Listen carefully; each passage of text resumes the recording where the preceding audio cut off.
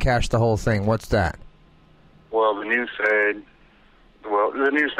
if anyone's wondering what the brown, slimy coating is on your car and porch and doors and sidewalks and trees, it's bug poop, right? So they said it was bug poop. That's bug poop.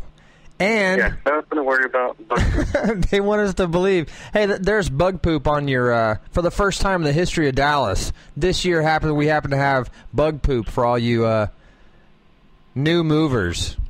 Right. For anyone who doesn't know any better.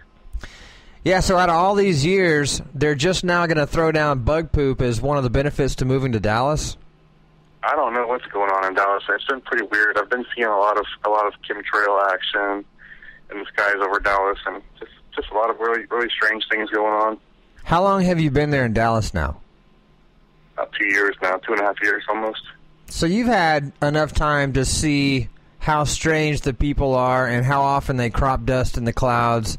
And yeah, there's crop dusting, and just a few weeks ago, in the middle of summer, it's like 110 degrees outside, and just out of nowhere, without any kind of warning, we had softball-sized hail. Not golf balls or baseballs, softballs, huge two-handed balls of ice falling from the sky, busting out car windows and... Good grief. Breaking... When was this? Breaking people. This was only a few weeks ago. What the crap? In the middle of the summer? Mm-hmm. Pretty wild. And then a few weeks before that, we had like the largest tornado in so many years in the U.S. And it just came through and picked up 18-wheelers and tossed them around. And good grief. Now, what's the name of the secret government weather team? What are they called?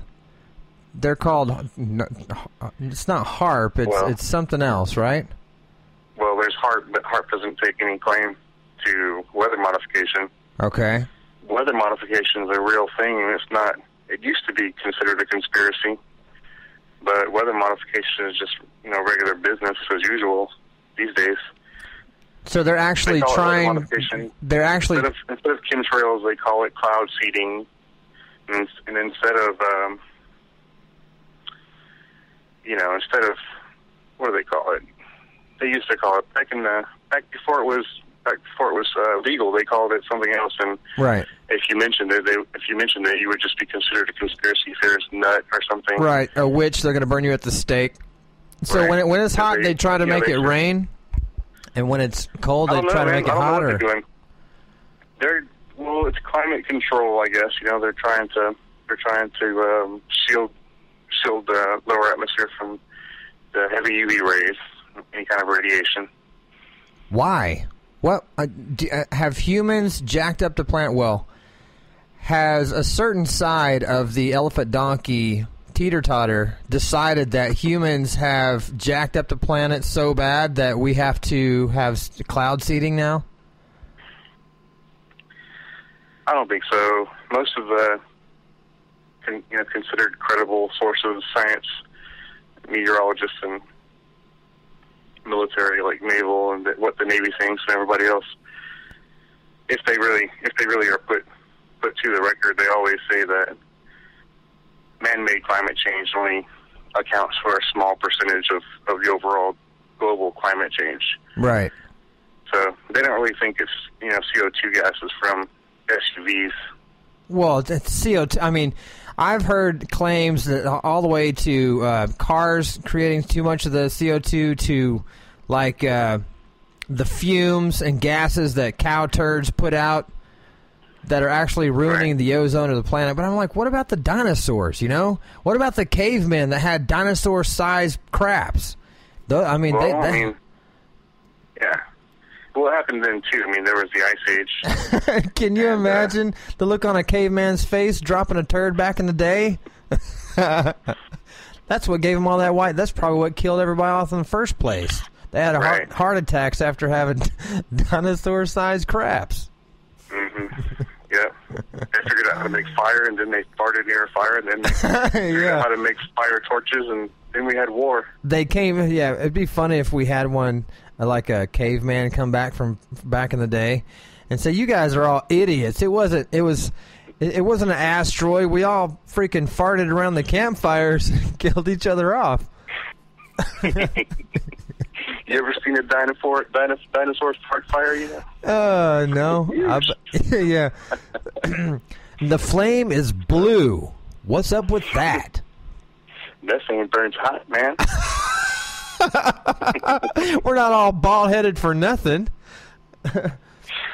No. Do you remember them talking about the hole in the ozone layer? When's the last time you heard anybody mention that? I haven't, dude. I haven't heard anything about it. It's been probably 10 years since anyone was worried about the hole in the ozone layer, but it's not like it just went away, you know? Yeah, the last time I heard anything at all about a hole in the ozone is when I was using Aquanet in high school for like a class picture. Back in 1992, you're using too much Aquanet on your hair. You're going to deplete the ozone. The hole's already as big as your butt. Well, people quit talking about it, but the hole didn't just close back up. Who knows what happened with it. They just quit reporting on it. So, what if it was a gate? What if the hole in the ozone layer is just like an invisible gate to let things in and out? Right. Well, what's going to come in is like sunlight. Yeah. So whatever the sun does, like I've heard a lot of things about the sun and how radiation can mutate you through cancer and stuff like that. But I've read a lot of really far out material that said that it's the sun's light that determines the types of, what do you want to call, like spirits or personality traits, through genetics and DNA. So what we get from our family tree, the sun decides who we are, basically? Well, yeah, I mean, as in your family tree, but more so like just humans in general, and animals and plants and whatever. The sunlight has like a pulse. Wow. Almost like a digital signature, frequency. It's a frequency that the sun... Right. Okay, now that's the segue I've been looking for this whole time. It's a frequency. Well, yeah, light. All light is a frequency. Hold on a second. Wait. I'm trying to say frequency in my movie voice, and you didn't even say that you liked it or anything. It's one more time. A frequency. Frequency. That was good, man. Thank you. Okay, let's go on.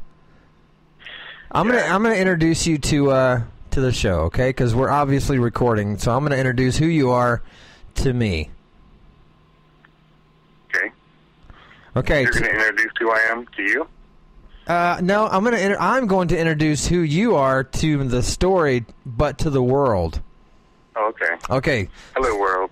So this is Lord Micah. He's the frequency scientist from the EddieRotten.com zombie story. And I could just go on with plugs all day, but I'm not going to. Because hopefully I'll have real hair and I won't have to use these plugs. Hey! Just play it. Hey-oh! Damn. Tough crowd. Anyway, I wanted to talk to you, man, because the story is starting to venture into the unknown as far as not just being a zombie story. Zombies are obviously what makes my heart go pitter-patter, but there's things about zombies that are unknown and where they came from and where they're going, just like the human being or the dog or the dinosaur. There's dinosaurs, and then what happened to them? Was Adam and Eve before or after the dinosaurs? Well, all these questions go into what I have you here for. So, in the last few posts of my story, you were this huge, heroic dude that got your daughter from the Colorado airport, and you saved the day, and then you came back, and you guys are sharing all these stories that you saw some kind of weird beings at the Colorado airport underneath in the ground. And so underneath the ground, there's like a weird dude that had all these weird carvings in his face. And there's also like a black disc that came up out of the ground and then shot off or just disappeared out of nowhere. And then the same kind of carvings they're seeing again in the battle that's going down in Africa. These guys in Africa are trying to get the second generator, which is the Ark of Covenant. They're going to come home, and hopefully we'll get all 3 generators and save the world. If you don't know what I'm talking about, then shame on you. So go to eddierotten.com and read it, because that's a mouthful. I'm not going to say it again. But the reason why you're here, dude, is because the story's venturing out into aliens and people from other planets, which I guess that's called aliens too. But you know more about aliens than I do, and I had some questions that I wanted to throw at you, and you could knowledge me on it. And, all right. And tell me, and what we're going to do right now is we're going to develop the next few months of the story on the Zombie Life podcast, and then that's what I'm going to write about. So if you bomb, if you make my story suck, then I'm going to call you and say, dude, that was the wrong thing to say.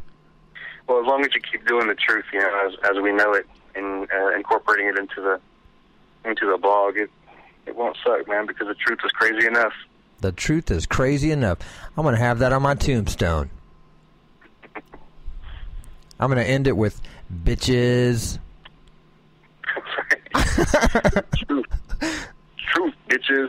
A tattoo on your knuckles. That'd be awesome. How cool would it be to have like a push button on your tombstone that like gives you a final note? I've never thought about how cool it would be. It's one of the coolest things, yeah. It could be, mine would say, "Don't touch me." Don't touch me. Yeah, you make it look like a nipple. Don't lean on me. All right. So, here we go. I know that you know that there are some things going on in Antarctica. You know what I'm talking about? Not exactly, but I know that there's a lot of things going on in Antarctica. Yeah. Which one are you talking about? I'm talking about the planet that's been coming towards us since day one. If you go back 2 years inside my blog, I'm talking about it. And the reason why I'm talking about it is because I want it to just stir inside people's belly until now, because now is when it's happening. So the story goes, in Antarctica right now, Niburu came back. And who knows what's on that planet or star or spaceship or whatever, but it's only visible from Antarctica. So tell me what you know about it. Go. All right. Wow. Okay. Well, I guess first I'll say that single star solar systems are pretty rare, I guess, in the galaxy, the universe. Most often you have binary star systems where you'll have 2 suns, and the 2 suns kind of swing around each other on kind of an oval pattern, you know, and whenever they meet close to the center at the same time, they move real fast and they zip around each other, and they both like spin in an oval away from each other, and there's rotation there. Did you know that? Kind of, dude, but I would have never explained it like that. That was elegant and beautiful. I would have said that it's like oh, man, am I allowed to... What are those spinners called? On the 4th of July, you throw them down the ground, they just kind of spin around each other? Yeah, I call them spinners, I guess, yeah. Spinners? In some neighborhoods, they're called something different, but I can't say that because it's just rude. Well, you know, you remember those big tunnels that you would see sometimes at the mall or in the some art places? Where it's like a big tunnel that goes down, and you drop a penny in it, and the penny goes around and around and around. Yeah. And then once it gets to the center, it starts spinning really fast. Right. So imagine 2 of those kind of superimposed over each other, except slightly separated.